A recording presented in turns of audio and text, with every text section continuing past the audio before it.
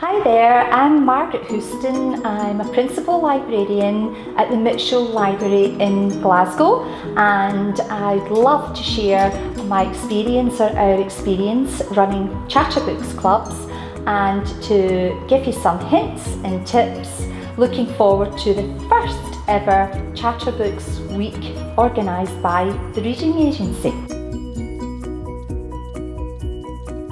The wonder of Chatterbooks is its flexibility, but the main thing is the children come together, they talk about books, they have great fun with books, and they feel that it's their clubs.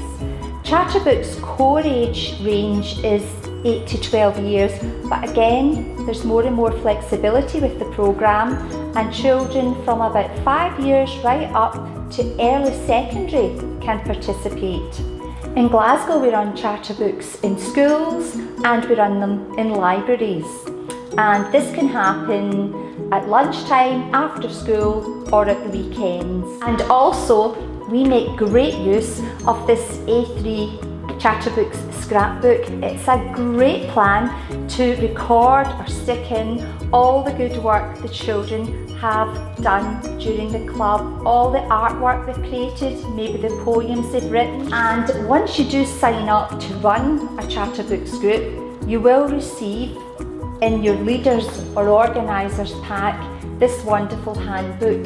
It's absolutely packed with information about the Chatterbooks programme, about where to hold it, when to hold it, who to involve, and crucially, lots of ideas for getting started and activities. I'd like to talk or share with you now a bit about some activities that we have found to be very popular in our Chatterbooks group. They're also a really good way of breaking the ice. If you're aware of Anthony Brown's shape game, then I thoroughly recommend it. If not, have a look, Google it, or have a look at the book Playing the Shape Game by Anthony Brown. Very simple, and children, and I have to say adults, adore it. So, what you do is you draw or ask the children to draw a random shape. Doesn't really look like anything at this stage, but the children are then invited to use their imagination and turning it into something recognisable.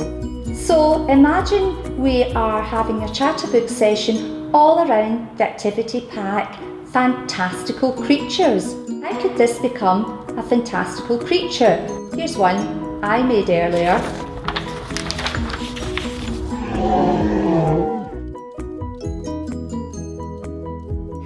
Another activity that I would like to share with you is called a memory game, and again tremendously adaptable to themes. So you're taking these everyday items, you're placing them on a tray in front of your group, and you're covering them with a cloth or a large piece of paper. Then the children, who will have a sheet and a pencil, have to memorise as many as they can within perhaps a 1 minute period. You take away the tray or you put the cover back on it, and the children then have to write down as many objects as they can think of.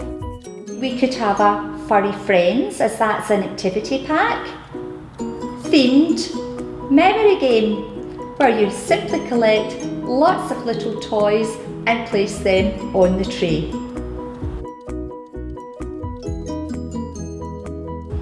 In Glasgow as well, we love to use the game of book bingo, where instead of calling out numbers, we call out authors, we call out characters. And we've used this for Roald Dahl Day, where we call out or we show the children all sorts of images of Roald Dahl characters and titles of books, which they cross off, and the winner shouts book bingo. I think that's just about everything, and I'd like to wish you all a wonderful first Chatterbooks week, and it would be great if we could share our experience and get children across Scotland and the UK chatting about books.